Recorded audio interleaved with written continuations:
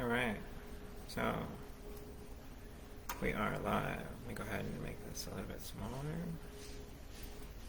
And welcome everybody. So we're about to get started. I'm just going to go over the note that I created last night, which was NAPOT 5. So it's going to be note number 310. Let me find it real quick. Here it is, NAPOT 5. Alright, so behind me you can see I'm at the South End Rowing Club, and I go out there and I swim in the bay. This is the San Francisco Bay behind me. I've swum many times this month. It is very nice. And so I'm here early this morning. I brought my swim trunks. But at the moment I'm going to try to explain the note that I published yesterday, which is a theory for how human phenomenological consciousness works, and how we can make machines that are conscious like animals, like dogs. They'll be self-aware, and these self-aware neural networks can run on ordinary computer systems, because we can abstract away the operations, the oscillatory operations of the human brain. And if you understand my work, then you understand how it's possible. So I created a short poem for the article, and the poem is drifting off when I saw the word Fermi. My mind starts to wake up. My poetic, excitatory postsynaptic potentials innervate my layer 2-3 pyramidal somas. And I think, wow, a new article on fermions. Alas, it was not fermions. Fermi paradox. Ugh. I feel my inhibitory interneuron decoupling from my excitement for a physics post. Post about aliens, which is cool, but the Fermi paradox is... Anyway, disclaimer for this note. I use the word neurons almost exclusively in this note, but a lot of cellular computation in the brain is done by other types of cells that interface with neurons. Main ones being glial cells like astrocytes, oligodendrocytes, and microglia.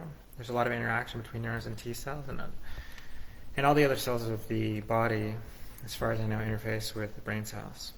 So while neurons are the focus of this note, keep in mind this is not the whole picture. The astrocyte cell in particular is thought to be able to carry out essentially the same functions of a neuron, but at a much slower time scale with different internal processes, a slightly different set of gliotransmitters. Some overlap with neurotransmitters, and they have a slightly different role to play in the brain. When I talk about neurons, generally the primary focus of this note is about the pyramidal cells in particular, a type of neuron that may have branches for the soma in addition to branches for the basal dendrite and computationally sophisticated apical dendrite branches. I would like to think that other types of neurons share the same functional framework, albeit with different morphologies, but obviously the sixth layer neurons do not burst, at least not with the frequency seen in fifth layer neuron bursting. So there are going to be functional differences in non-pyramidal neurons that do not have fancy apical dendrites but do have back-propagating action potentials, which is a big focus of this note. Okay, so neurophysics, the title, neurophysics, linear and nonlinear computation at the neural array, cortical column, and column assembly, scale, memory prediction renderings of the mind. That is phenomenologically conscious experience. That is the conscious experience of being someone or being somewhere. Okay. So I'm talking about the neurophysics of how neurons compute in neural arrays and cortical columns and cortical column assemblies to do a memory prediction rendering of the mind that is your lived-in experience, the experience of being someone or being somewhere. That's what that paragraph means.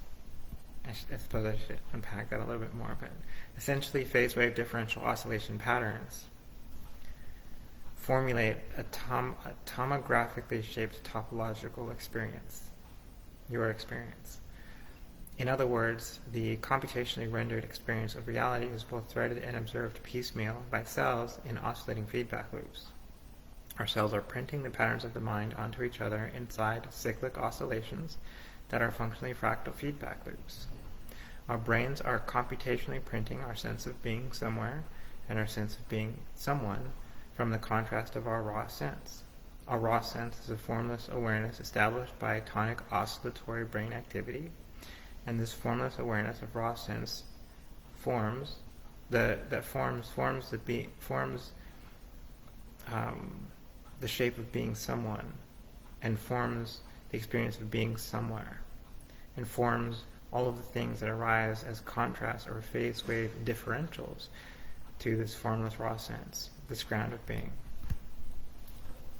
To summarize that, I'm saying that your tonic brainwave patterns establish like a baseline of experience, and your phase wave differential patterns are excited and inhibited signals that traverse this tonic oscillation brain activity are giving rise to the forms that you experience, that you see, the experience of being someone somewhere, and the experience of other things around you.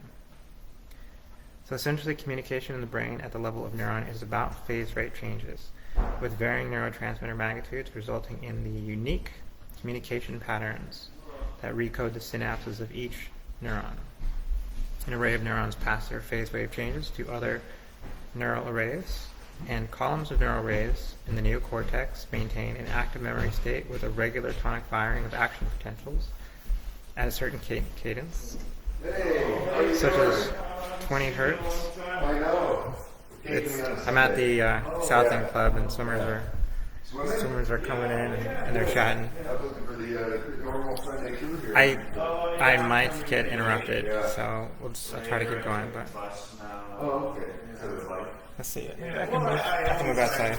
Okay. Oh, I don't drive anymore. Yeah, got it. Being retired. Yeah. $25 a day is gas and I see. Yeah. This is the South End Rowing Club. There's the gym. Let's unlock this. And so now I'm outside. As you see, it's beautiful out here. Yeah, I can continue out here. Okay, so where were we? So essentially, communication in the brain at the neuronal level is about phase rate changes with varying neurotransmitter magnitudes that result from the unique communication patterns that recode the synapses of each neuron. An array of neurons pass their phase wave changes to other neural arrays, and columns of neural arrays in the neocortex maintain an active memory state with regular tonic firing of action potentials at a certain cadence, such as 20 hertz, 40 hertz, 60, or 80 hertz. And these are also identified as power band frequencies in EEG imaging. There's delta, theta, alpha, beta, gamma, and high gamma. Tonic frequencies are thought to be Gaussian or like pink noise or almost random with low to no information. They're commonly thought. They're actually not. But that I'll address later in this article. They're actually the tonic oscillations are very precise, but they're thought to be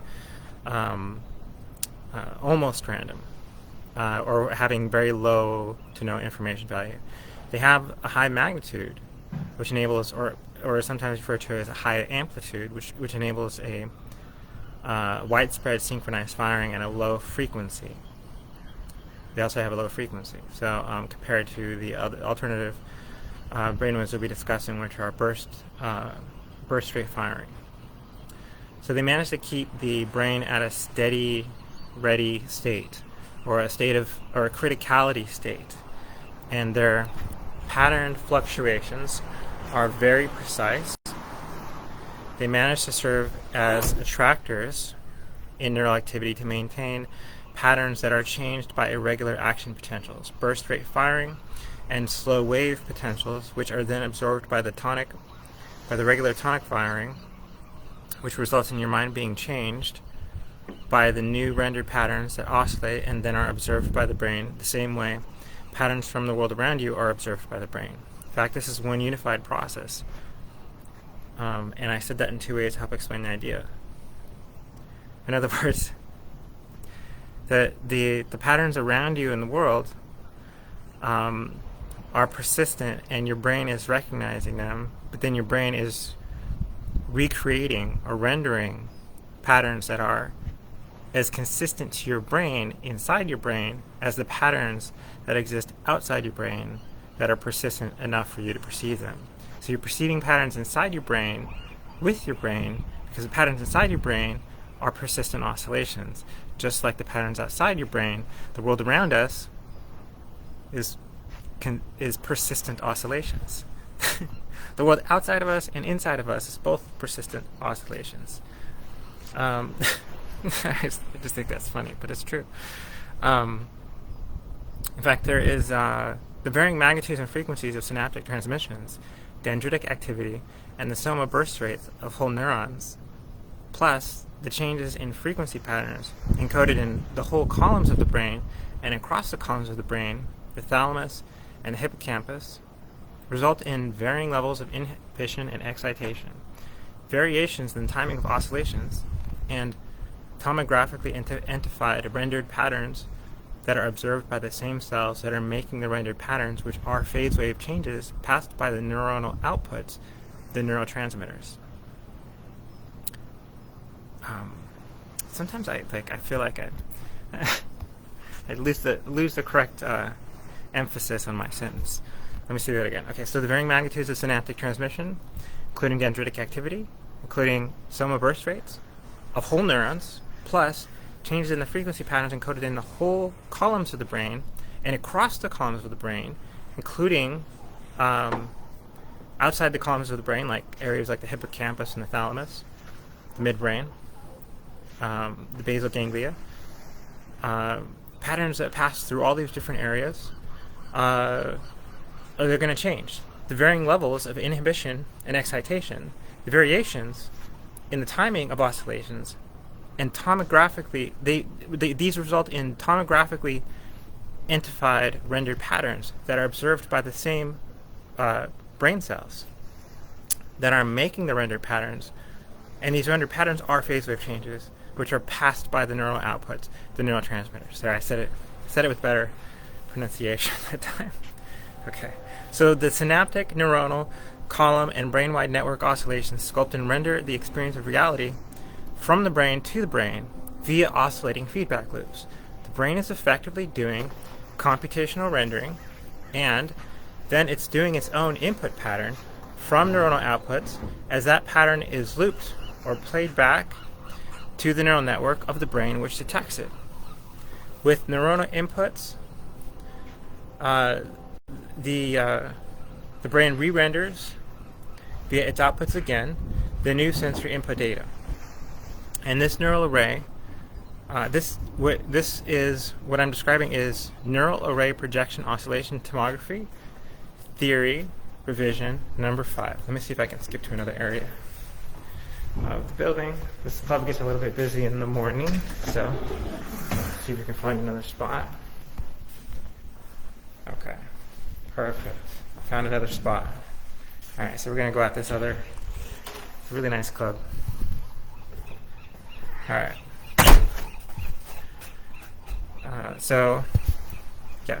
Welcome to my lecture on neural array projection oscillation tomography theory revision number 5.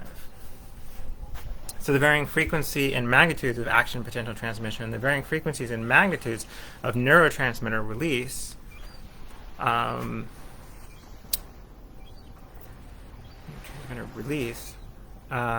result in the unique transmission of patterns from neuron to neuron, and from neural arrays to neural arrays, and from cortical columns to cortical columns, from neural arrays within cortical columns to neural arrays, and across customized cortical column assemblies in the brain's macroscopic networks via the thalamic matrix inhibitory interneurons, and also via the thalamic excitatory postsynaptic relays from the 6th layer pyramidal cells. With each synaptic transmission of phase wave change differentials, including the forward and backward propagation at the synapse scale, forward and backward propagation at at the soma, and looping signal transmission across cortical column assemblies, there are cortical column frequencies that are changing, and individual neuron tonic frequency patterns are changing. And frequencies encoded in each synapse of each neuron are changing, with individual synapses upregulated in frequency or downregulated in frequency, affecting different neural patterns that result in different neural pathways that shape the configuration of patterns in your mind as you experience them. With different individual synapses, upregulated in frequency or downregulated in frequency, they affect different neural patterns that result in different neural pathways that shape the configuration of patterns in your mind as you experience it. And I said it better.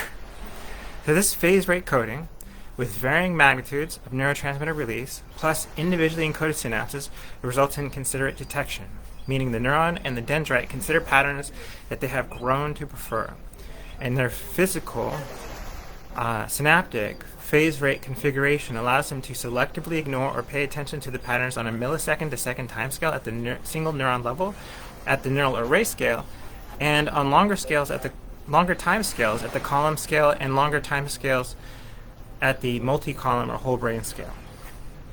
Considerate detection at the neuron scale is paired with consequent emission, a phase rate change, and a magnitude release of neurotransmitters that is different from usual, and or it can be described as an unusual pattern change to the brain. An unusual phase change is information in the context of information theory. In fact, it is rendered information because the phase change is persistent. It oscillates in time and space like a printed object with low persistence. The term low persistence is a term for virtual reality when discussing displays that lose the image they are holding quickly to prevent image blurring. And also, these displays transition faster to update to the next version of the image from the new head position.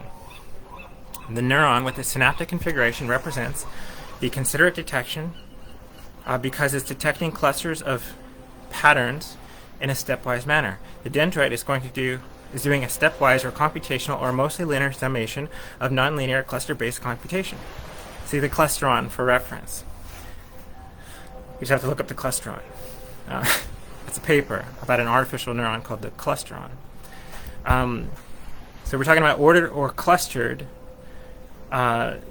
Cluster-based computation is ordered or clustered via arrival times and arrival proximity from its synaptic inputs across the neuron's whole body over time. I argue that the metaphor of the leaky, integrate, and fire neuron is conceptually flawed because the control of the potassium outflow is very precisely controlled because of the up or down regulation of individual synapses, and it's critical to the phase wave shape change. So it is metaphorically incorrect to say that the dendrites have leaky membranes, and it's more correct to say that the neurons have precisely regulated valves that open or close to compute the phase wave output of the neuron. We could say that the neuron is doing a nonlinear input computation, but that just means inputs can arrive in any order from any of the synapses, and basically a nonlinear input means that the neuron's threshold mechanisms at different scales are considered the sum of the aggregate charge from all possible inputs within a temporal window, and that is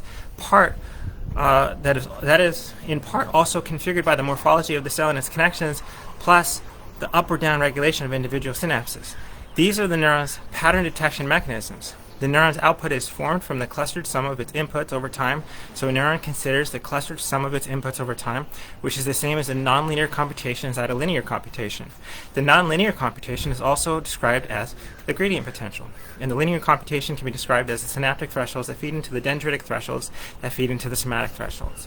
In other words, the neuron detects spatially distributed inputs across its membrane and computes them with almost a combination of summation and multiplication of the inputs, multiplying the charge of, for example, two NMDA receptors on the same branch located next to each other fired within milliseconds of each other, or adding the charge of two synapses fired from different branches of the dendrite. And via the synaptic, dendritic, and somatic thresholds, the neuron is converting the spatially collected information into a temporal pattern, creating a phase wave variation or differential that has a magnitude and a frequency. The magnitude and frequency of a wave have an inverse relationship so that when one grows, the other shrinks. Unless, And the phase wave change results in a change in the magnitude. That's true if the magnitude and the frequency have an inverse relationship as long as the voltage, the current, and the resistance remain constant. But so the magnitude, okay, so when the phase wave change results in a change in the magnitude of the neurotransmitter release, which is part of the phase wave, which results in the synaptic frequencies, which results in changes to the synaptic frequencies of downstream and sometimes upstream neural arrays. In short, small synaptic changes result in bigger somatic phase wave differential patterns and vice versa. The neuron is effectively considering information patterns through the weighting of charges, positive and negative ion charges, and the clustering of these charges based upon where they're coming from and at what rate. And it's doing this complex pattern detection with this unique dendritic branching and synaptic connections from its social network, or its network of cells nearby. Side note. Also, a human being is essentially a fractal neuron, a fractal of a neuron. Perhaps your digestive system, we could argue, is a fractal of the mitochondria, and your heart might be the soma, and your head might be the nucleus, and your hand and arm on the left side might be the basal dendrite, and your hand and arm on the right side might be the apical dendrite.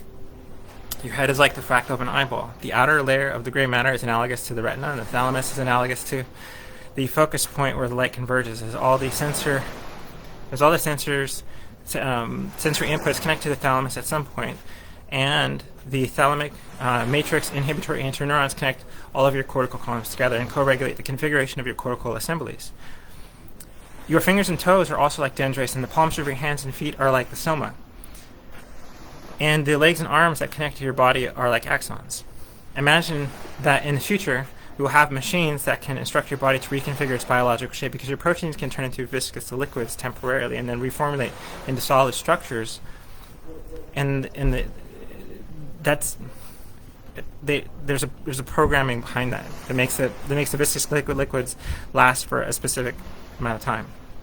A human being is essentially a liquid metal robot that is apparently without the processor or energy to facilitate a real-time biological transformation, but biological transformations are computed, and they happen over the course of evolution. With advanced computers, we could, in theory, expedite evolution to happen many times in a single lifetime.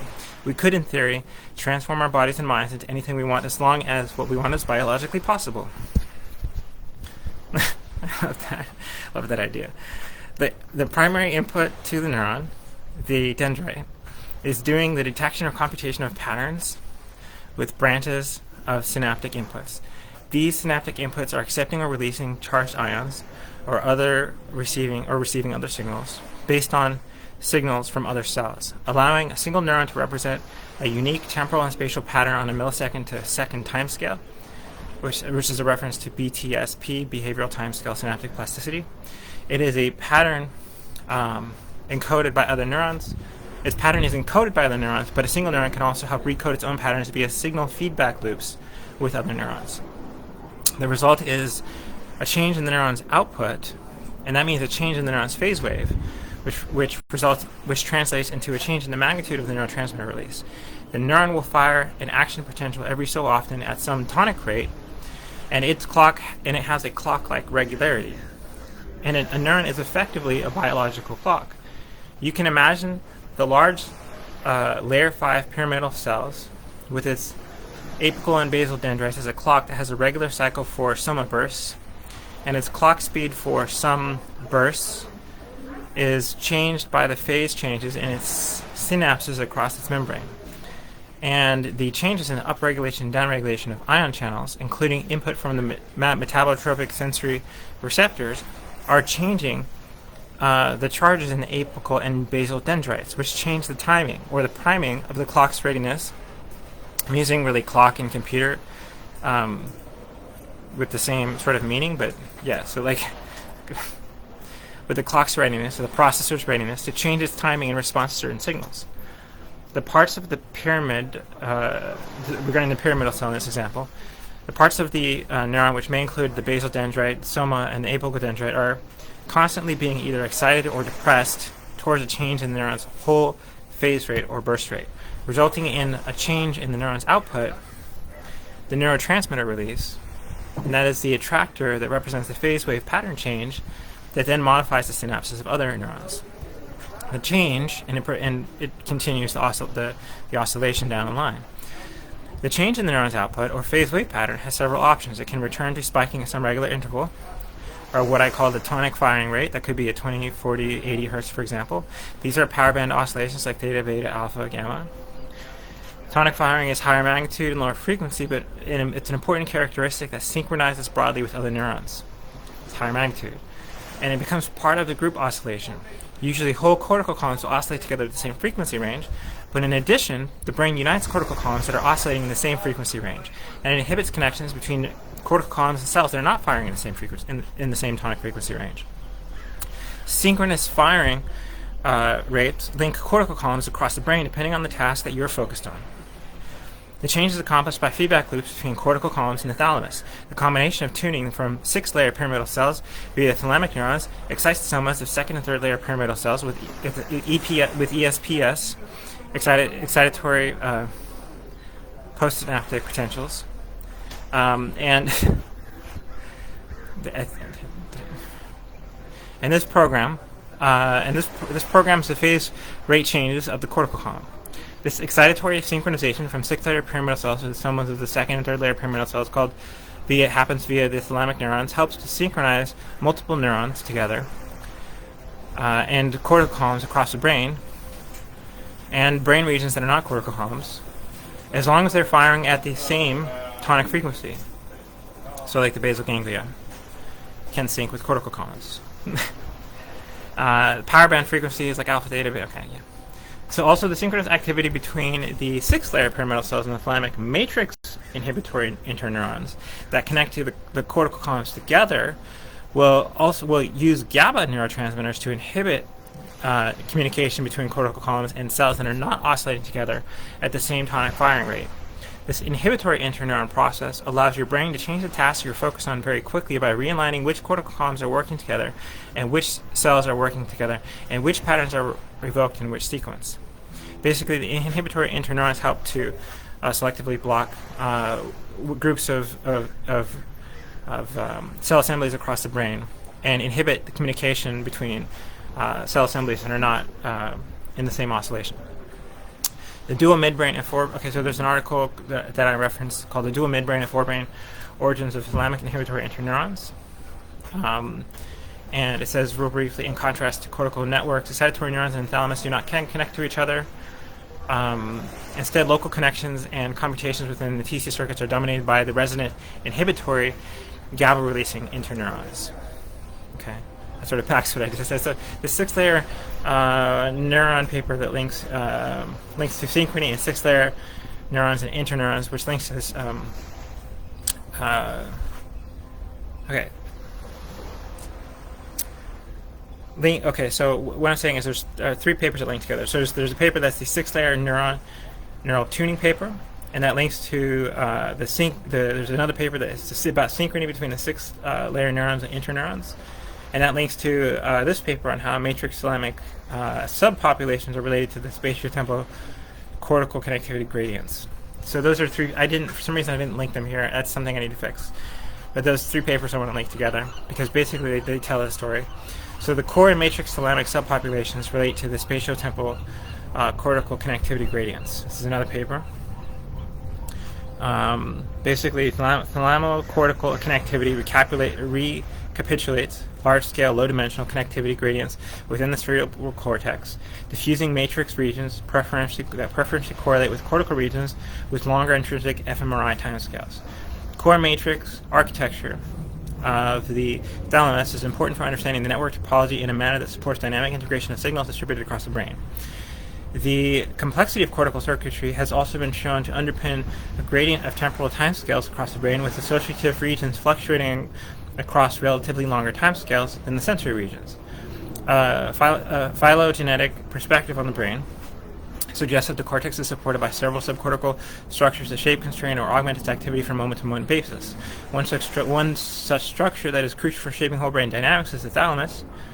Located in the diencephalon, the thalamus is reciprocally connected with the entire cerebral cortex, along with the primary sensory receptors, such as the retina and dorsal column tract, and numerous other subcortical systems, such as the basal ganglia, superior colliculus, and cerebellum.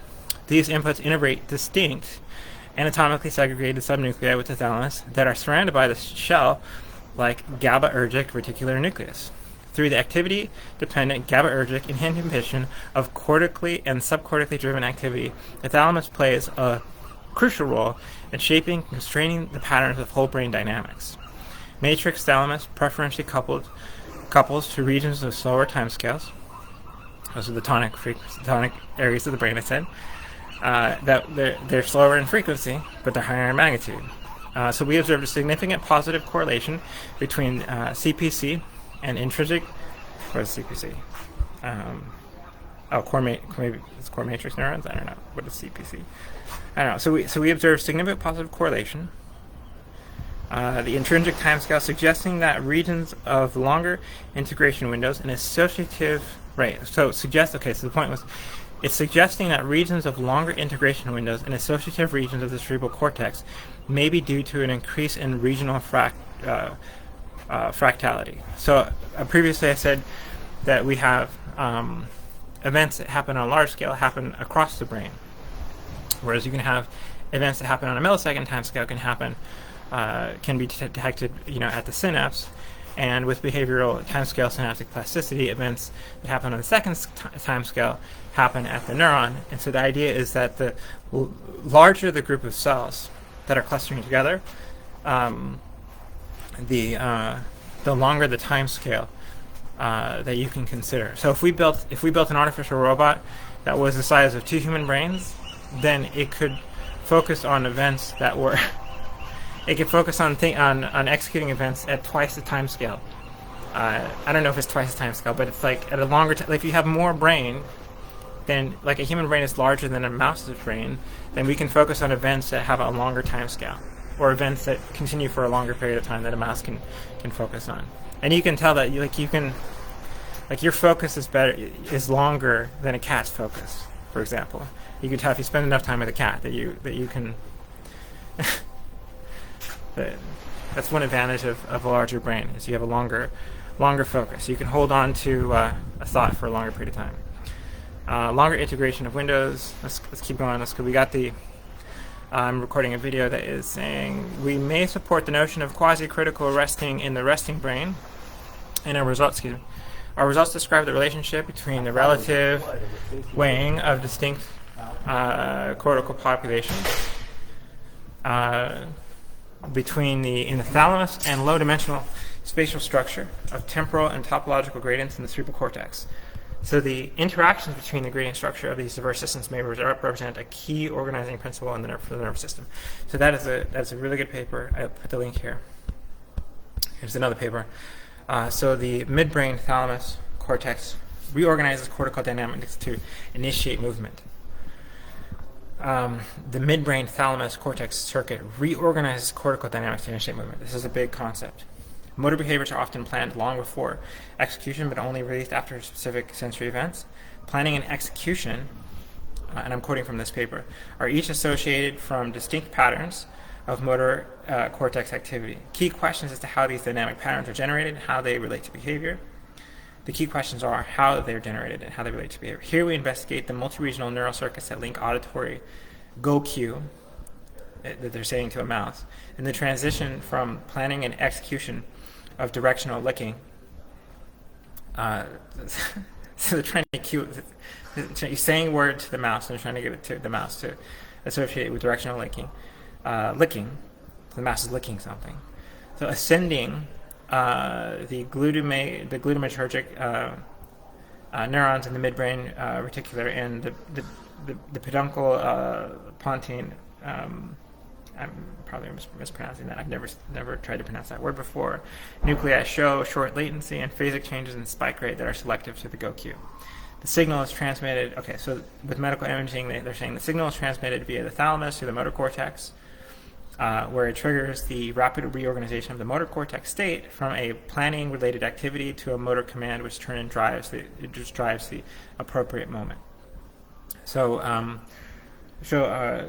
real quick, when you hear a word or phrase, that's triggering. It's going to go to your ear, and it's going to trigger the audio cortex. And it's going to trigger the ear, and it's going to travel first to the thalamus, and then it's going to go to the audio cortex. But they're saying that there's a signal coming from the thalamus that's going to the motor cortex that's preparing movement or behaviors or the licking. And anyway, the paper goes on. I'm not going to read the whole thing that I quoted, but I'm going to move on back. So back to what I was saying. Columns in the neocortex maintain a synchronized firing state with other neurons in that same cortical column, and these synchronized states are primed by the six-sided pyramidal apical dendrites via the thalamic core neurons to be in a ready state to fire to be in a state that's ready to fire because of excitatory signals sent to the somas of the second and third pyramidal cells. I need to clean up the sentence. The word inhibition shouldn't be there. But the tonic synchronously criticality ready state is achieved by EPSP, excitatory postsynaptic potentials, sent to the somas of the layer 2 and 3 pyramidal cells. And this makes your mind excited.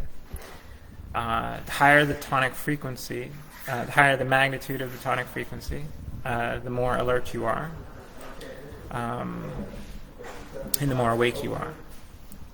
So it's basically they're stimulating part of your brain that maybe I'll go outside to the other door. Let's go back outside here. All right. So this is how. Okay. So this is how your mind is paying attention. The higher the time. Okay. So blah, blah, blah.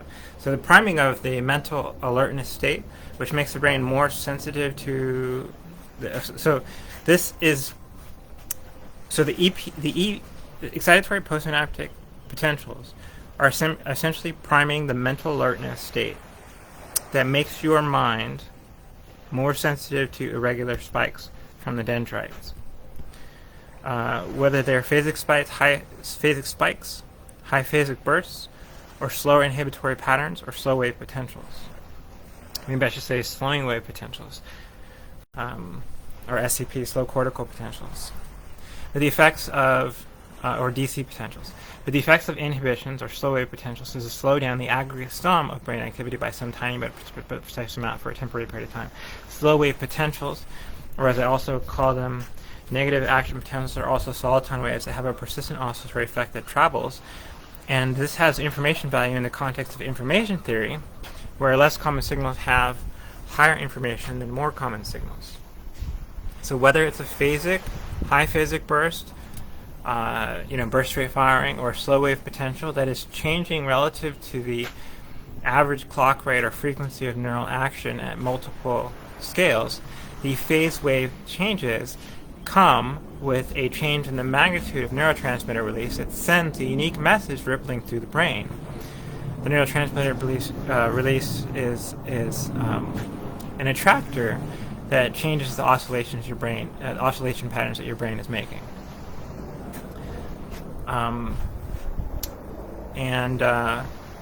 So the neurotransmitter release sends a unique message that ripples through the brain via chain reactions, and this is called a sharp wave ripple. That comes from the bursting. The bursting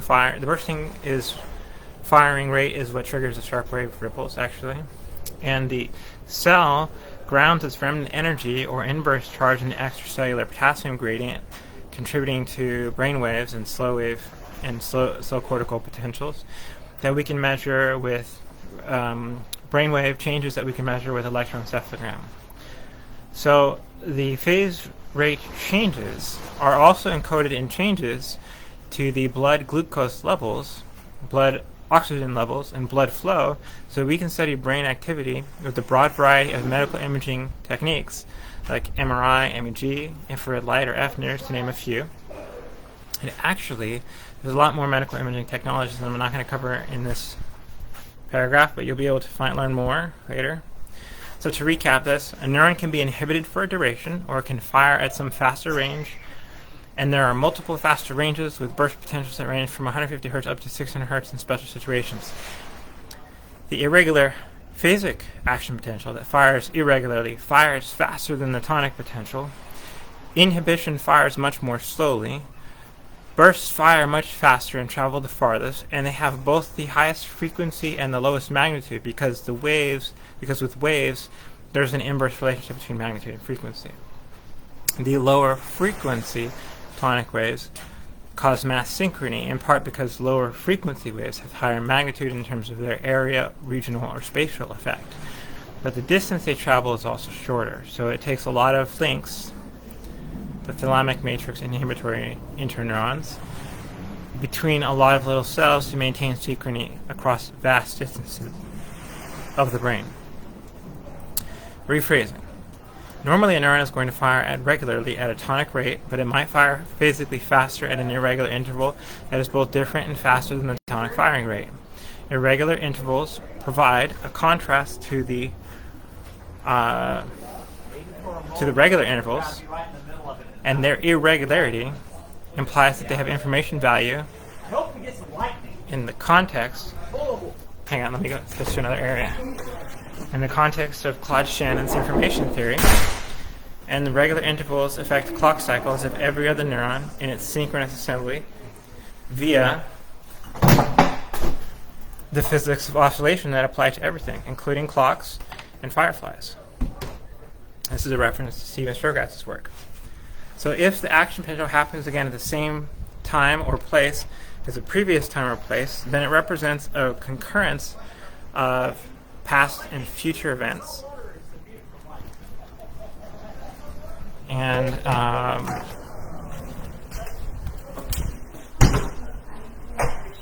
so let's see. All right. Just trying to get a little bit quiet to see if the action picture happens again at the same time as the previous place, then it represents a concurrence of past and future events in space-time.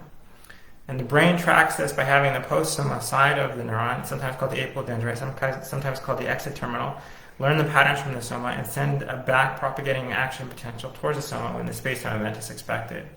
If the front side of the neuron and the dendrite and the basal dendrite, the dendrite or the basal dendrite receives the expected event at the same time, the charge that it sends to the soma combines with the charge that was back propagated to the soma, and that creates a high phasic burst potential.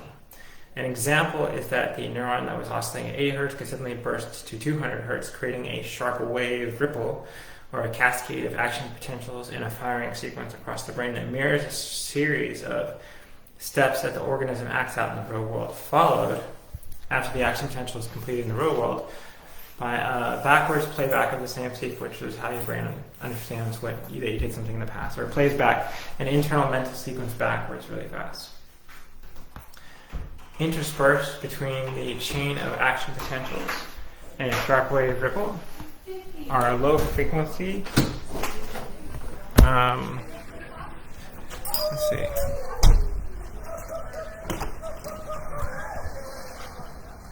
Our low frequency, so interspersed.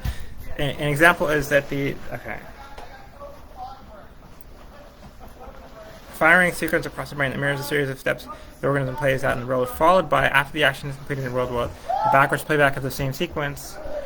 So interspersed between the chains of action potentials in a short wave ripple are low frequency, high amplitude inhibitory waves set by the decay rate of the action potential or the plateau phase, or the action potential duration, resulting in the magnification of the pattern that the action potential represented by the synaptic configuration of its exit terminal. These inhibitory waves cause tiny shifts in the oscillatory timing of the tonic frequencies that change our brainwaves a little bit. They change our expectations in a subtle way. I'm thinking that emotions are probably probably changes in the tonic frequencies, like big shifts in the tonic frequencies from like 20 Hertz to 40 Hertz. And I say that because emotions are kind of like high magnitude and low frequency, right? There's not a lot of information in emotions, but you feel it in a lot of places. And so that's what I'm thinking, that emotions are really like we're experiencing the tiny variations in the tonic frequencies, tonic frequency shifts. So like if you have a section of your brain that shifts from a 40 Hertz tonic frequency to a 20 Hertz tonic frequency, it's a change in emotion. That correlates with how like people who are depressed have like a much greater amount of theta waves and delta waves and people who are drinking coffee who are very alert, and they have many more beta waves, and people who are very happy might have many more gamma waves. And so there seems to be, there is a brainwave, a tonic frequency brainwave correlation that's correlated with emotion, and so I think that, yeah, the idea that emotions are actually like the low information tonic frequency patterns that are sort of like high magnitude. So you feel them in a lot of area, but there's not a lot of data in your emotions, right? And so that's a new theory that I need to write down. But anyway. So to recap part of that, I have it on video. It's good enough. But I also want to write it down. So to recap part of that, now you have the postsynaptic side of the soma. And in the pyramidal cells, that is called the apical dendrite. And in other neurons, that is called the extraterminal. You also have the presynaptic side of the soma. I think I'm actually calling this, okay, so instead of saying postsynaptic side of the neuron, postsynaptic side, what I mean is the postsomatic side of the neuron in the pyramidal cells is called the apical dendrite. That's the part of the neuron that's after the soma, the apical dendrite. And that is also the part of the neuron that's called the extraterminal. And then you have the presynaptic side of the, so I need to make a note to change this. You have the presomatic side of the neuron in most neurons, which is called the dendrite, or the basal dendrite in the pyramidal cell. And this is the side of the neuron facing the sensory input sensory input neural pathways, including the layer 1 and layer 2 inputs from the thalamus. Probably layer 3 and 4 as well.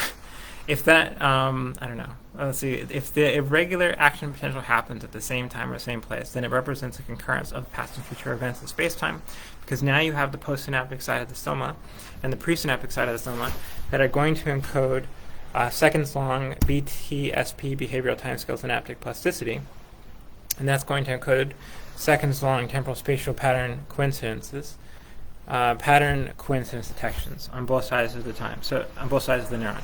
So what I'm saying is, like, the dendrites are going to detect patterns. So synapses detect coincidences. Dendrites detect patterns, and the soma detects pattern coincidences. Basically, two space-time events happening that are recurring.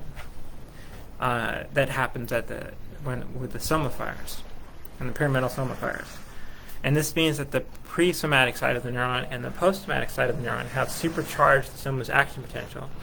It means we got a back propagation from the apical dendrite that coincided with the forward propagation from the basal dendrite. And so if the same space-time event, an event of consequence, happens again at the same time or same place as before, it produces a high phasic burst rate firing, which is going to be between 150 hertz and 600 hertz. I'm arguing, and I don't know how many others in the past have previously argued this, that place cells can be thought of as local space-time event cells, and that the functions of space-time event cells are primarily to encode, remember, predict, and computationally render space-time events, which are temporal spatial pattern, coincidence detection, and rendering processes. And so the primary function of space-time event cells or place cells is to create burst firing events, initiating sharp wave ripples when there is a pattern match between the presoma and postsoma sides of the neuron. Or in other words, a pattern match between the basal dendrite and the apical dendrite.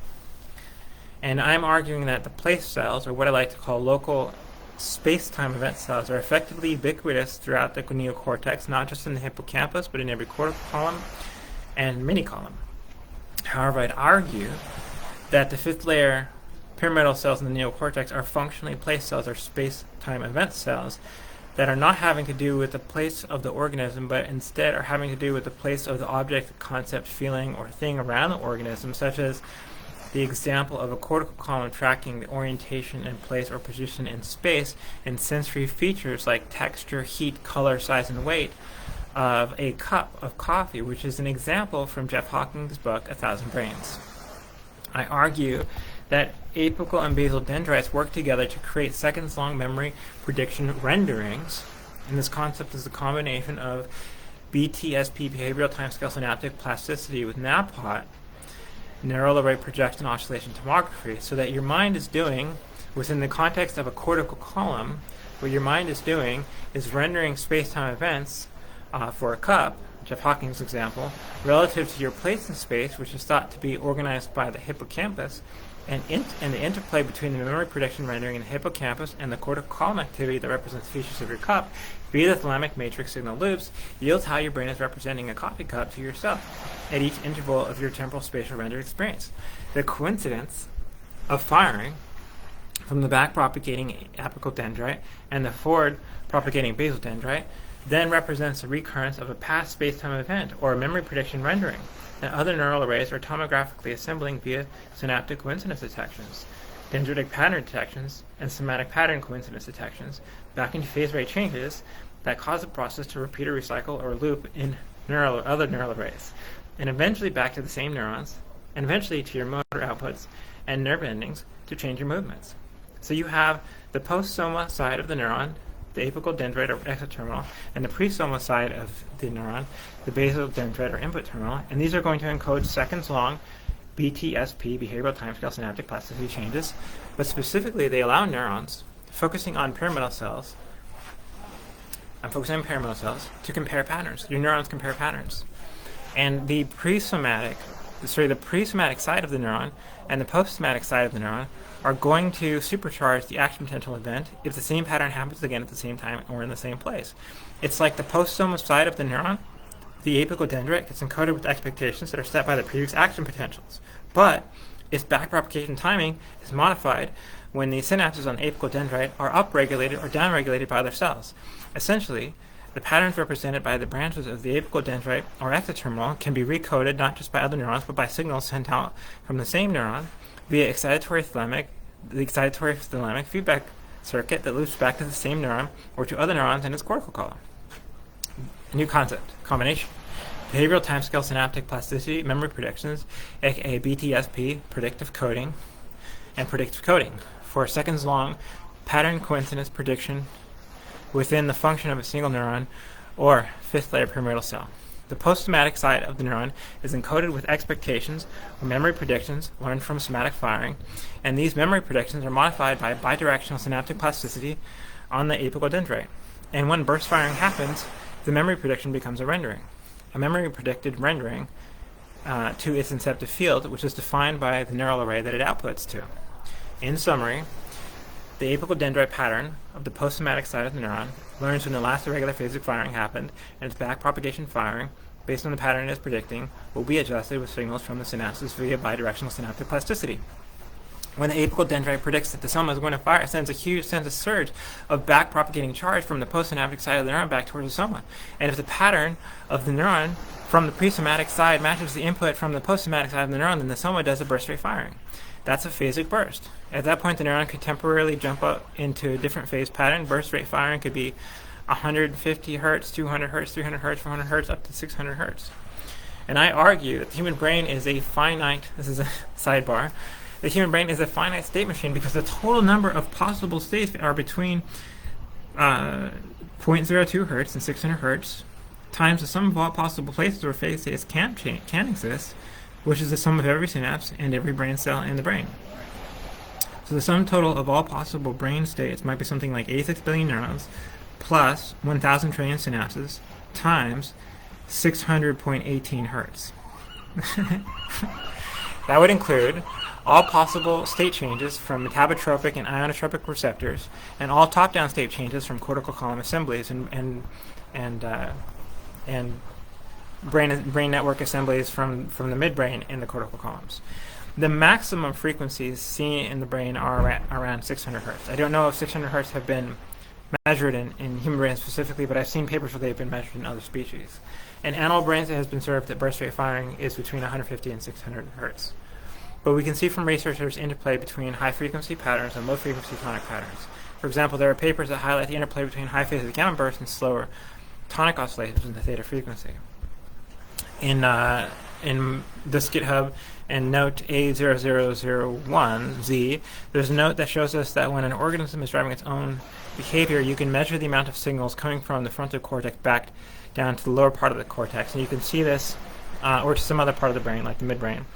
and usually the midbrain. And from the distal ends of the hierarchical feedback loops, this is the prefrontal cortex areas, for example, back towards the limbic areas of the midbrain, or down the major nerve fibers towards the vocal cords, for example. When the organism is making choices or determining its own behavior, information flows this way, from the top down, from the distal gray matter towards the midbrain. And you can measure the amount of brain activity coming from the front of the cortex back to the lower parts of the cortex. You can see that the shape of the pattern of signals is a lot greater. And there's also an echolocation paper in my notes that I think is linked from note number 1, but from note 1, but there's a greater quantity, it's note A0001Z, just to be specific. So there's a greater quantity of activity coming from the top down. The when you're making choices and doing actions. So from the furthest or most distal end of the hierarchical feedback loop backwards towards the sensory inputs and motor outputs. That's an incomplete sentence. I need to fix that. So sensory input goes into hierarchy to the top, which might include the frontal lobes, and then it loops, cycles, and oscillates for a time while your brain is considering and compiling its next action sequence. And then the action potential sequence program shoots back out the motor output channels causing your movements. I like to imagine, as an analogy, an overly simplified perspective on the flow of brain activity, where at the macroscopic scale from a bird's eye view, where phase differential activity comes into the tonic oscillating brain network, this phase differential information loops through the cortex like the wind, following different and interesting neural pathways across cortical column assemblies. Beyond the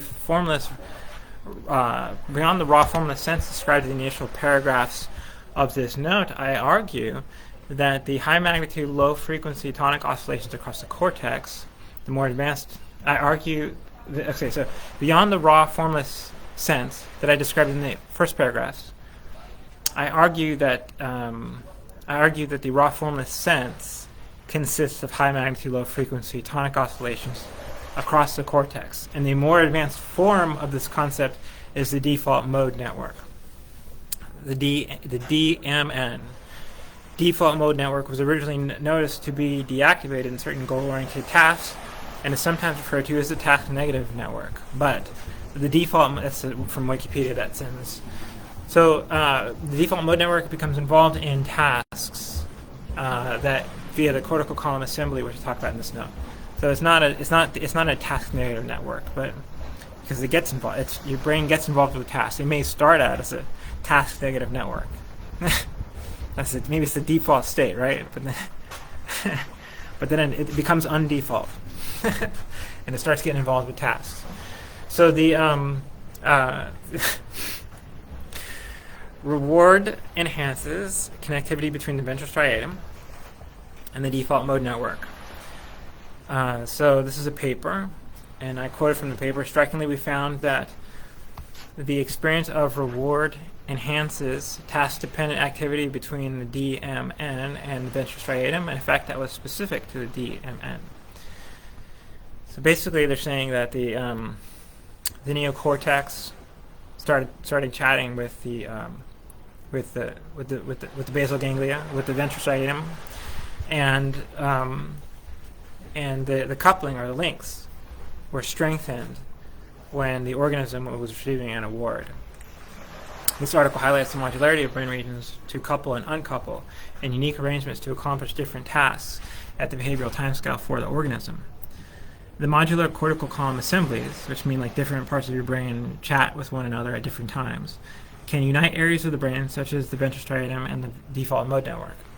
The paper does not explain the neurophysics of rewards in terms of how they mechanically strengthen the connections between the DMN and the VS, but based upon my reading of the paper on neural tuning, my conjecture is that the valence voltage or phase wave frequency is matching between the DMN and the VS, and they are united in joint brain activity with areas that are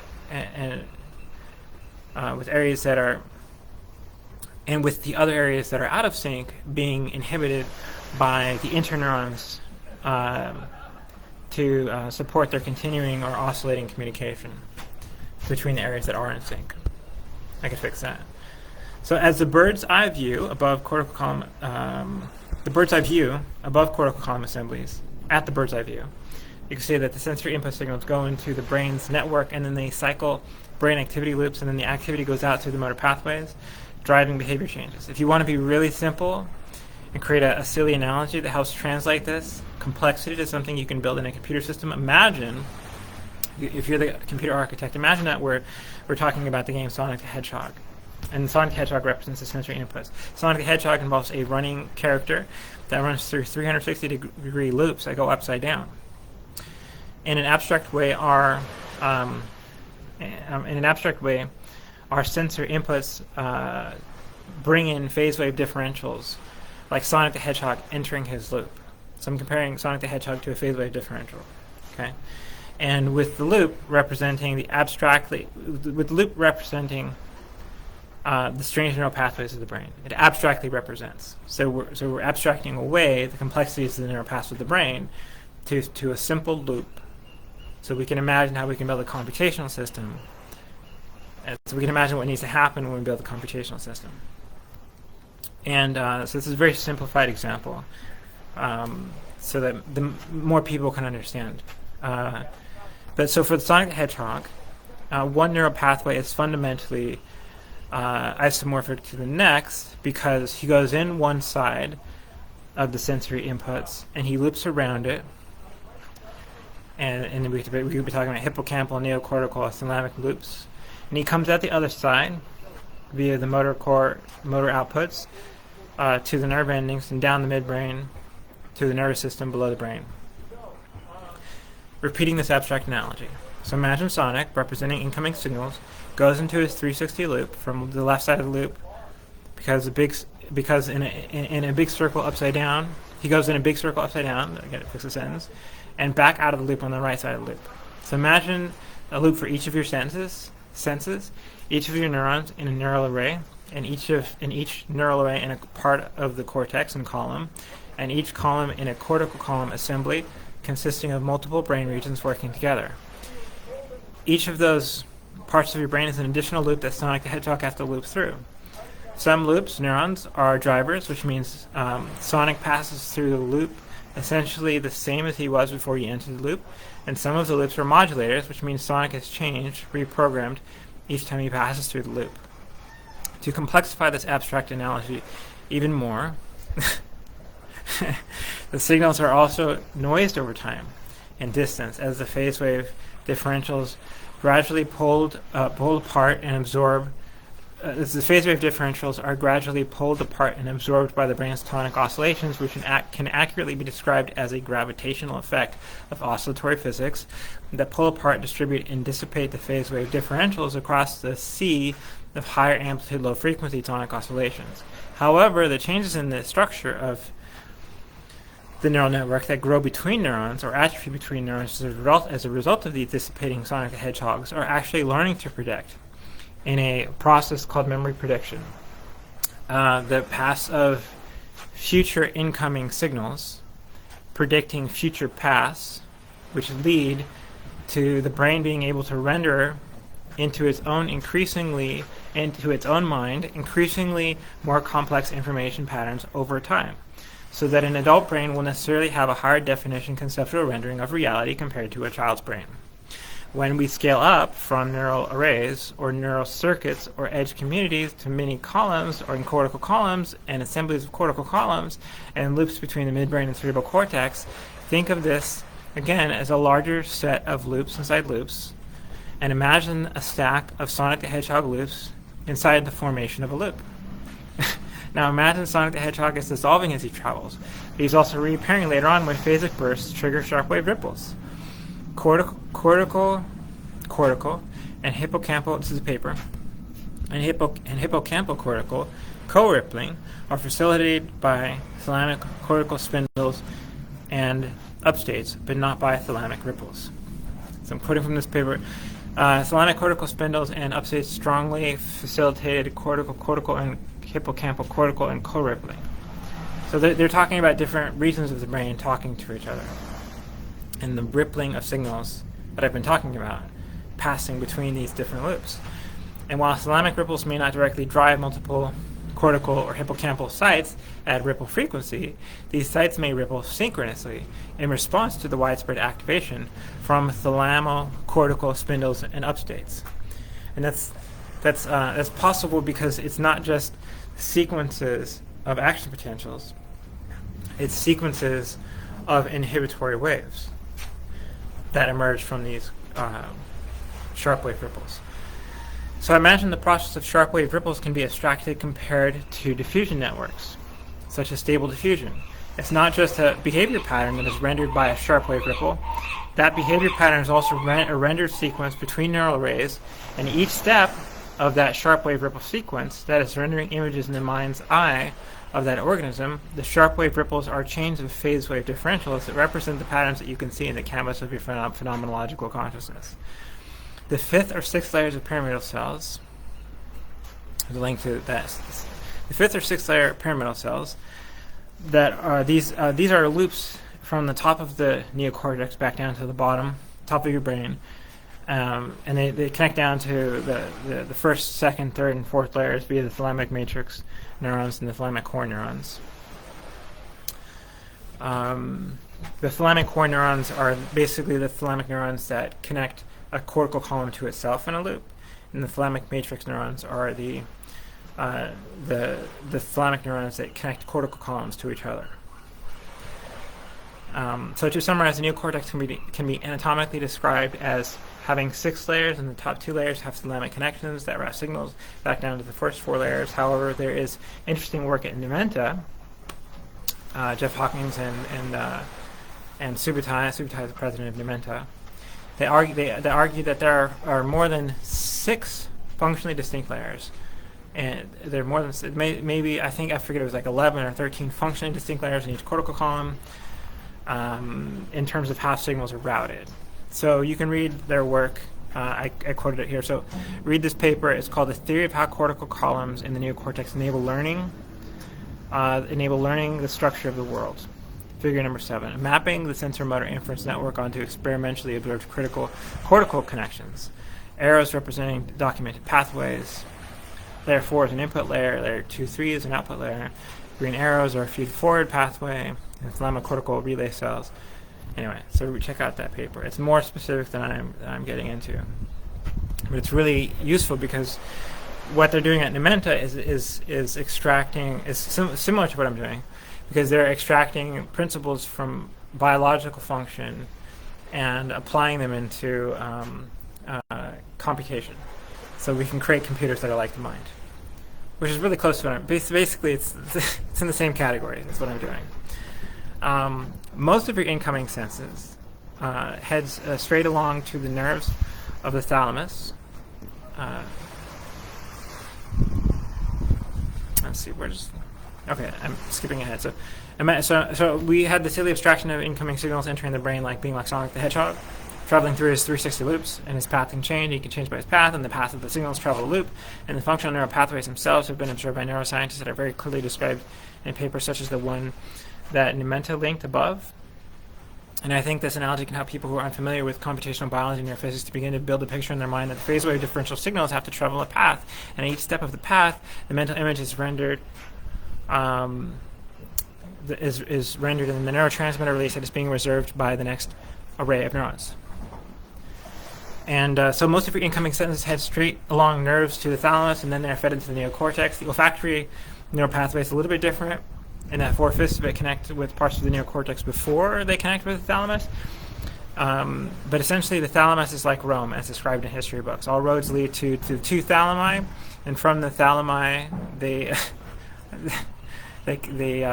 connect to the whole brain. The thalamic core neuron signals loop within a single cortical column. I covered this already. And the matrix cells, thalamic matrix interneurons, help shape the connections between cortical columns. Thalamic activity also connects with the hippocampal and terminal loop, sending and receiving information like a central hub. Some have compared the thalamus to a router, but it's actually different from the abstract comparison to a router because the thalamus modulates signals. Most of the thalamus modulates signals. So there's drivers and modulators, as I covered earlier, and the drivers just pass the signals along, and the thalamus modulates them. This is like when you change Sonic the Hedgehog. You're helping to change, helping to shape the signal paths between cortical columns. It's another thing the thalamus does. It helps to shape the signal paths, and it helps to define cortical column assemblies via the inhibitory interneurons and the excitatory postsynaptic potentials that are looped. So the thalamic activity also connects with the hippocampal interneural loop. Did I already cover this? Yeah. Okay, so maybe I had to rephrase the cortical column assemblies to macro mesoscale cell assemblies, because in my mind, when I say cortical column assemblies, I'm also thinking about cortical connections to the midbrain. This can include live cortical column assemblies that connect to the hippocampus, such as the hippocampal entorhinal loop, and cerebral to basal ganglia connections, cerebral cortex basal ganglia connections, for example, the connections between the default mode network and the ventral striatum. So my expectation is that these areas of the brain that are united by synchronous firing and separated by inhibitory interneurons with connections to the thalamic neurons, thalamic matrix neurons, are playing a role in selecting blocks of cooperating brain areas that are useful to accomplishing one task versus another. So the thalamus is like a central player that helps program and is programmed by oscillations from all the areas of the brain that it connects to. And when the paths of the signals change, your rendered memory prediction sequences change, and your mental lived-in experiences of reality change. However, you are not a passive observer in any sense, because any thoughts you have or any action that you have is feeding new information into this looping computation that is shaping a new outcome. When phase differentials, aka mental information, come back to the hippocampus, it doesn't always loop back into the neocortex. Sometimes it travels down the midbrain into the limbic system, to your body, to your fingers, to your toes, generating new movements for your body, new actions for the organism to take, new tasks that you carry out moment by moment. When signals leave these abstract Sonic the Hedgehog loops, they travel out of the motor branches. Motor outputs include your eye movements, your head movements, your larynx to create your voice. Your motor output pathways are distinct from your sensory input pathways, and so there is a feedback loop between the two, called the proprioceptive feedback loop. Your incoming signals are, for example, helping your brain to adjust to your motor output signals on a moment-by-moment basis as you move your hands, feet, fingers, and you're paying attention to your motor movements as you move and modify them as needed to accomplish your goals in a very precise way. The motor output branches and incoming sensory nerves also extend to your lungs, controlling movement, but giving you feedback on the status of your breathing and the status of your organs. Same thing happens to your eyes. You see stuff, but your motor outputs are controlling your eye movement. And there's a proprioceptive feedback loop in your vision, too. I described earlier that the timing of the post-somatic side of the neuron is going to do a backpropagation signal that is partially set by the pre-somatic side of the signal, and there's also modification of that timing from other neurons through the upregulation, downregulation of individual synapses via the bidirectional synaptic plasticity. And that includes backpropagating signals at the synapse from the postsynaptic membrane to the presynaptic membrane and vice versa. In summary, there are backpropagating signals that synaptic signals that are coming from the postsynaptic neural array backwards to the presynaptic neural array. Bidirectional synaptic plasticity helps modify what the neurotonic oscillation frequency is and how excited or alert the neuron is to incoming signals, or how depressed it is. And it helps to either synchronize neurons, setting the stage for LTP processes, or new neural connections, or desynchronize neurons, which might set the stage for LTD processes, or the disintegration of connections between cells or brain regions. My argument in my work is that the physics of oscillations are helping to coordinate where and when the LTP and LTD processes are taking place. The basic concept is that if an LTD process is initiated, a lower threshold of activity causes calcium to initiate one of the plasticity processes. So there's a paper. I'm gonna skip that. The paper here, it says the role of calcium calmodulin kinase in three forms of synaptic plasticity. Calcium influx into postsynaptic dendritic spines, depending on circumstances, can activate three forms of synaptic plasticity: long-term potentiation, short-term potentiation, and long-term depression. The increased postsynaptic calcium concentrations that trigger all three forms of plasticity should have activate the alpha isoform. Anyway, so it goes into more detail. But the point is that at a macro level, oscillations are the triggering event for these calcium influx variations, then different thresholds of calcium influx that will trigger different types of plasticity.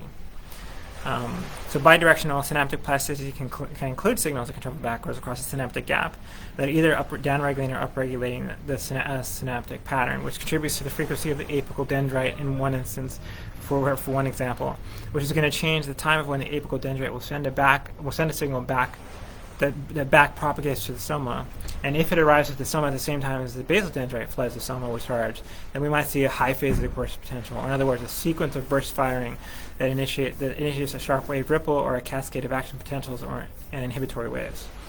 So it's like the neuron with its branches and its individually modified synapse represent part of a pattern. An idea is that the pattern is a sparsely distributed representation that is rendered when the neuron outputs its pattern through the exoterminal to other neurons. Okay? The pattern in your mind is partially rendered when one neural array sends its signals to the next neural array. You can imagine as a metaphor that the synapses are like piano keys, and the dendritic branches are like musical organs, and the somas are like bass drums, with the sound of each affecting the whole shared sound that the organism both creates and experiences, because your cells read the outputs of other cells. When you create whatever you create, you experience. Whatever you experience, you create it. When the neuron's output to the next signal is a rate change,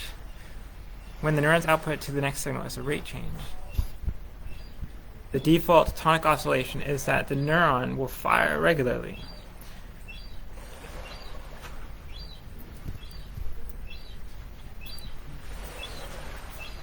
The default tonic oscillation is that the neuron will fire regularly. So the rate change is information. So I should rephrase that. And the regular tonic firing happens in the, for example, theta frequency or the alpha frequency. There's several different tonic oscillations, right? When the neuron detects novel information, that novel information is represented with a phase rate change, or an irregular spike, or an inhibition, or a phase rate bursting event. The tonic frequency firing, or tonic or power band frequency could be 20 hertz, 40 hertz, 60 hertz, or described as theta, alpha, beta, gamma. This is a duplicate from earlier. But despite the frequency of the point, the tonic firing is a regular pattern with low information. It serves as an attractor for synchronous oscillations of the brain's processors or neurons' clocks. The combined effect of up and down regulated synaptic connections results in determining when a neuron or a neuron cell assembly might shift its tonic oscillation to another power band frequency, which helps determine the relationships between large-scale structures in the brain. As groups of neurons tend to oscillate together, but neurons can shift their associations between one oscillating group and another.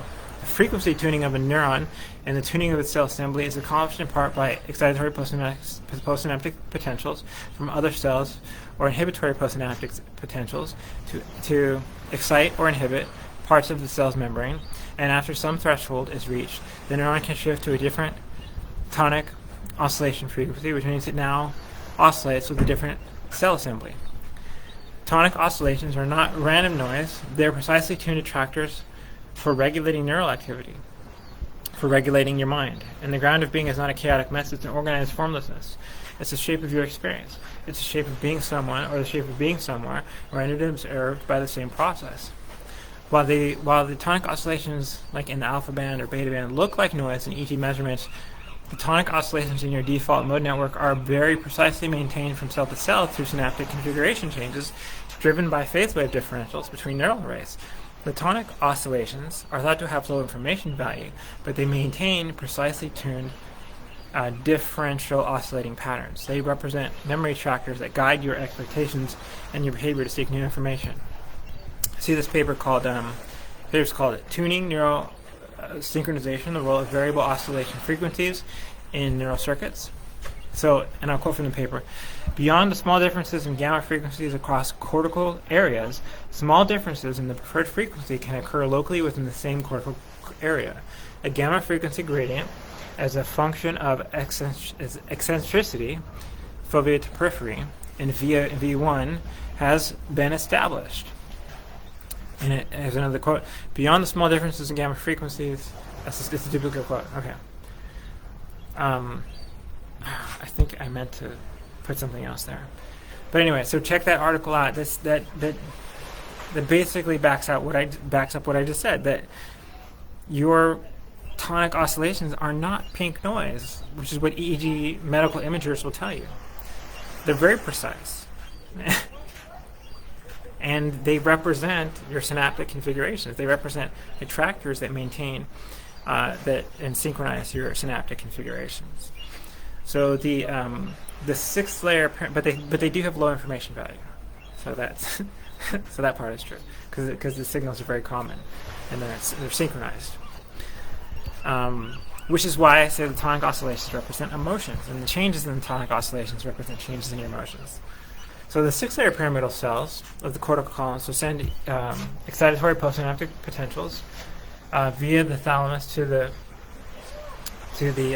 prime the somas of the second and third layer cells. So read my notes on this paper called Neuroelectric Tuning, Cortical Oscillations by Apical Dendrites and Loop Circuits. So I dive in, sort of like back to what I just said.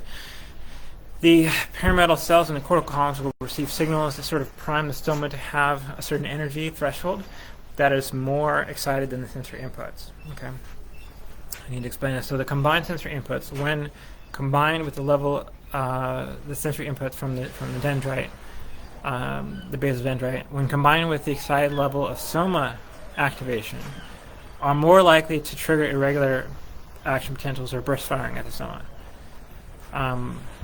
So that means the dendrite has to fill up with charge, and the soma has to fill up with charge, and the charge has to come in at the same time to trigger an action potential. And so if you have neurons from the sixth layer that are sending excitatory postsynaptic potentials back down to the soma in the second and third layer, then that increases the chances that neuron's going to fire. In other words, it's primed.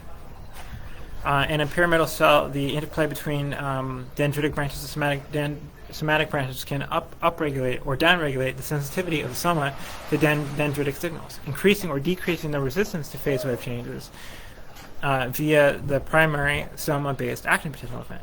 This is a fractal pattern of the up and down regulation of synaptic channels that might let sodium in or potassium out, increasing or decreasing some portion of the dendritic branch's sensitivity or resistance to incoming signals. So if the dendrite is a microphone or a camera, metaphorically, we imagine that its synapses are doing carefully calibrated gain control of the sound. If the sound is too loud, it dials back its receptivity, so it can parse patterns from louder noise. If the sound is too low, it dials up its voltage and its attention to parse patterns from the quieter noise. So the amount of excitation of the soma will make the neuron more sensitive to signals from the dendrite, and inhibition of the soma would make the neuron less sensitive to signals from the dendrite. But individual receptors can also modulate their own sensitivity to incoming signals. So search for reference to that, search for A0272Z.Spring at the Self-Aware Networks repo on the GitHub for the user V5MA, which is the Self-Aware Networks Institute, or you can follow this link right below. So neurons get excited, their excitement goes up, and they become more sensitive and more tuned in. Imagine when a person gets, and the same thing, when neurons can get depressed, and when their depression, when their excitement level goes down, they become less sensitive or less tuned in or tuned out. So imagine when a person gets motivated about some topic. When you get turned on to the idea of like eating food, or playing a game, or turning on to the idea of going somewhere. I'm going to go somewhere today. I'm going to go to the South End Rowing Club. You get turned on about that. Maybe we're talking about food. You get turned on with the idea of food, and you start thinking about food, and it's like these excitation messages from excitatory postsynaptic potentials from your sixth layer pyramidal cells are tuned to the second and third layer pyramidal neurons that are in cortical columns that are in part synchronously firing and communicating with cortical column assemblies, which might consist of the parts of the default mode network and parts of the midbrain, such as the hippocampus, and parts of the basal ganglia, with the thalamic matrix interneurons blocking communication from regions of the brain that are not in sync with your food acquisition strategy. You start looking for food and thinking about food, and in your brain there are phasic bursts initiating sharp-wave ripples that replay sequences of sensory modalities, flashes of sensory flavors, sensory smells, sensory images of food, and your eyes start to notice food if it's around you. Maybe you're thinking about cheese. Sometimes I think about cheese. Imagine you start looking for cheese even on the unconscious level, and you notice an ad for cheese on social media. Or you are walking around the grocery store and you get excited about cheese and start seeing cheese everywhere. I remember I was walking through Trader Joe's in a grocery store aisle that does not normally have cheese in it, and suddenly I noticed that the can of dry Parmesan cheese,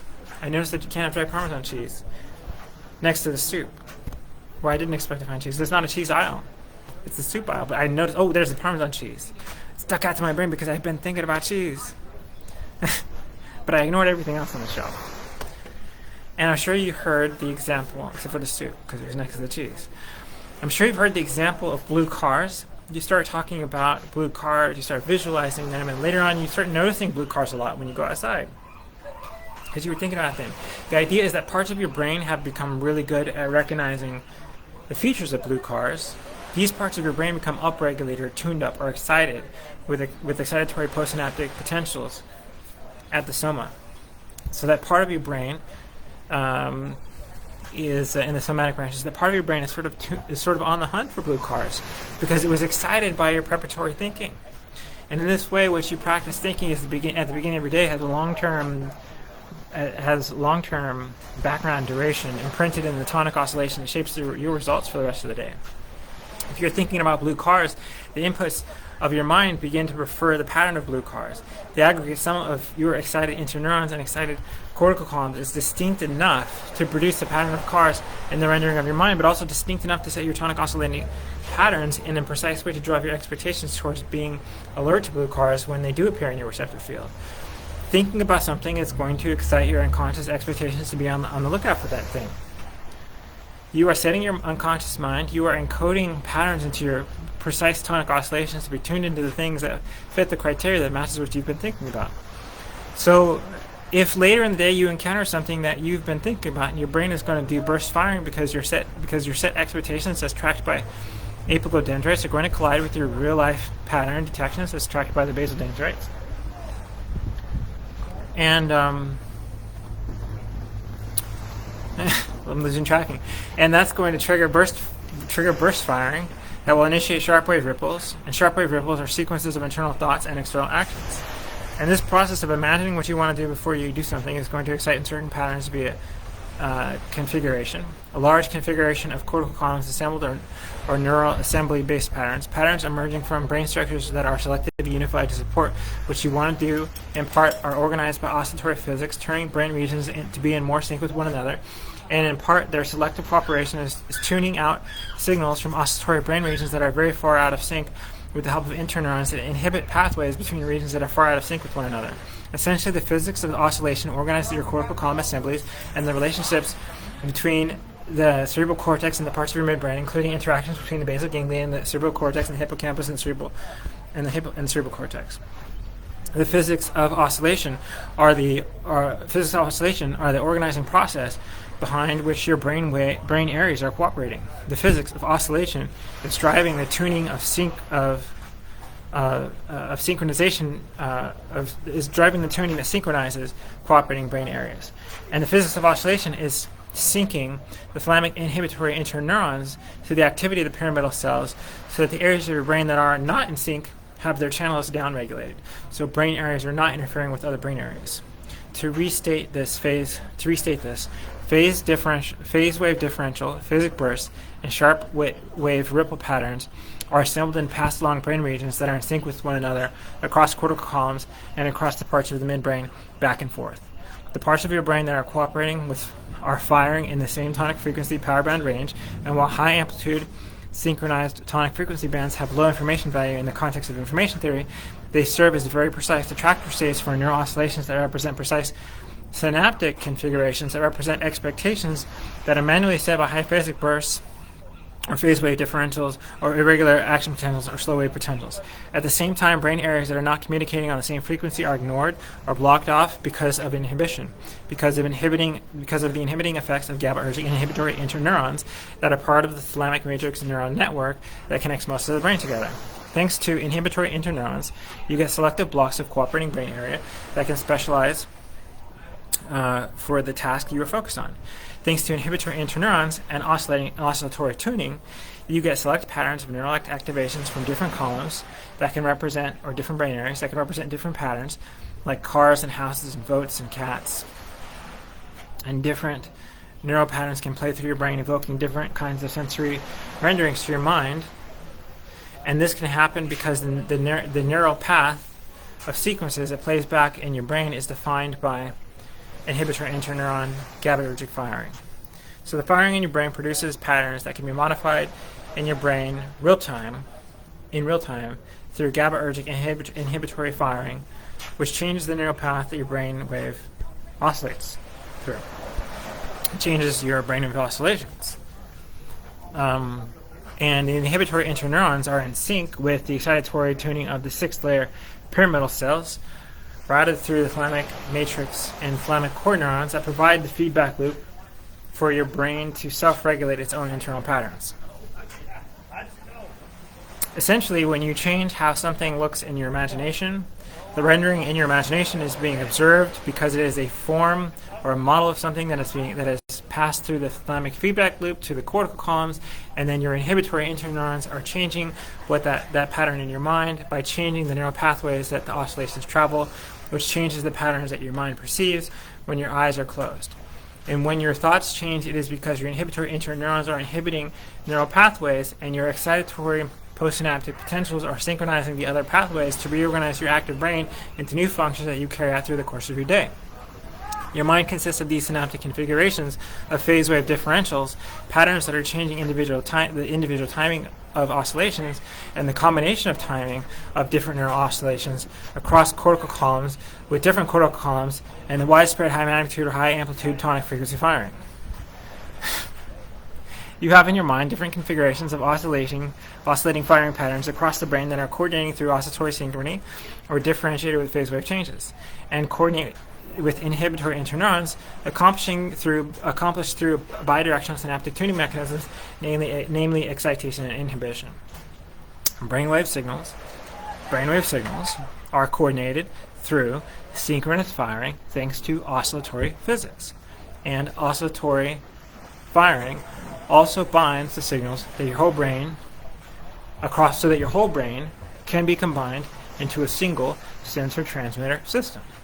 So the changes in brain activity, the high phasic bursting, the phase wave differentials, and the slow wave potentials are changing the regular tonic oscillatory firing by tiny amounts. In particular, the sharp wave ripples are triggering cascades of inhibitory waves that result from each fired potential, and it is the inhibitory waves that are changing the tonic oscillation patterns because those waves are the slower frequency, higher magnitude, also known as high amplitude EEG waves. Signals are coordinated through synchronous firing thanks to oscillatory physics, and oscillatory firing also binds the signals so that the whole brain can be combined through a sensor transmitter system. The way the pattern phasic burst rates change the tonic firing, the way the pattern phasic burst rates change the tonic firing, which has a higher magnitude and lower frequency, is the process in which your brain is detecting its own information, and the process through which your brain is rendering its own information.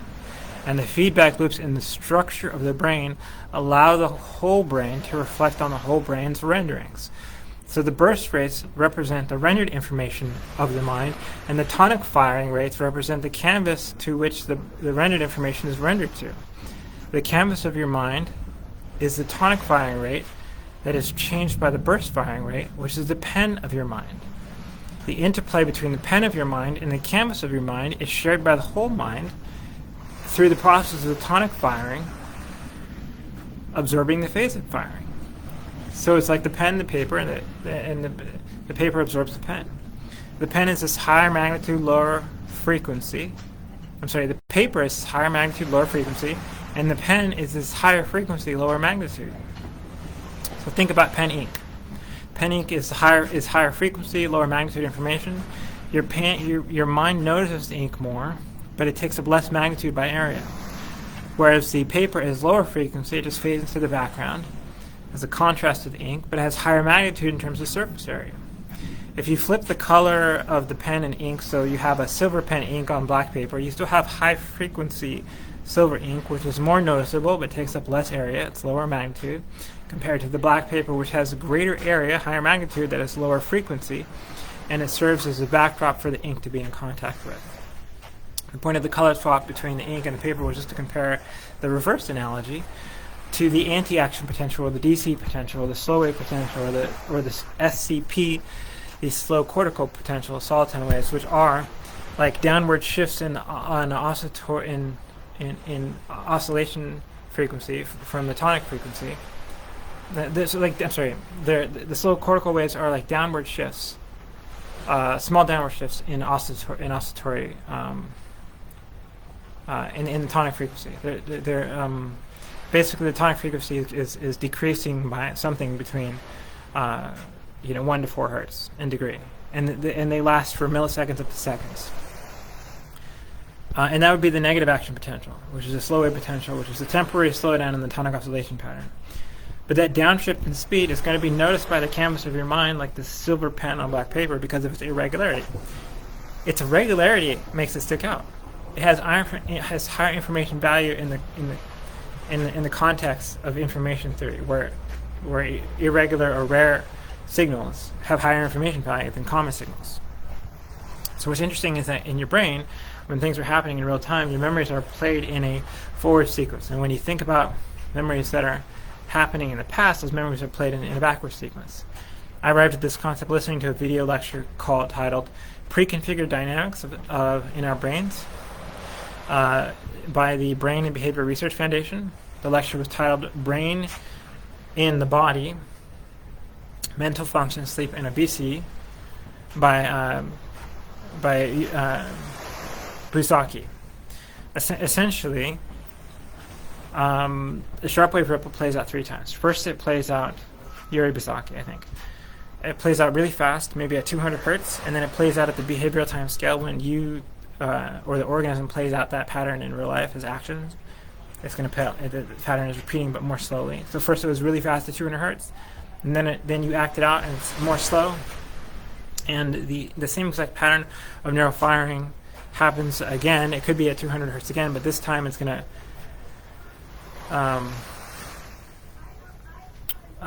play backwards. So that's the third step. I need to fix this paragraph a little bit, so that's good to know. So when you do something, the next paragraph explains it better. When you do something, you first play the pattern of what you're going to do in your mind really fast. So that happens maybe at 200 hertz, and then you do it, and the same action potential sequence repeats, but then at a slower rate, and then you remember that you did it because your mind plays back the same sequence back after you do it, and it plays back really fast, backwards. And I think the backwards playback is sort of how your mind encodes events that belong to the past. It makes intuitive sense because when we see with medical imaging, the same pattern that you thought about was turned into an action the same pattern that you thought about turned into an action that you thought about after the action was in the third step played in reverse. Yeah, I need to rephrase this. It's a past event played in reverse. And so in theory, when you're thinking about past events, your mind is playing back sequences in the reverse order. And maybe that's to keep the distinction between past and future. This is a past memory. That's why it's like playing backwards. So think about that. When you think about the past, are you thinking about your past in reverse? I don't know. So that's the idea. That's conjecture. To recap, when you're about to do something, you think about it. You think about what you're going to do really fast, and the neural correlates of that happen really fast. But then you do it, and when you do it, the neural correlates of what you were doing happen much more slowly on a behavioral time scale. And then after you do it, you get this receipt. And the receipt is the neural correlates of that same action sequence are played back in reverse really fast. And that's what medical imaging shows us. Okay. So definitely I'm going to clean up that text a little bit, but basically the neural path represents the task you're thinking about. It happens really fast. Is this the same thing again?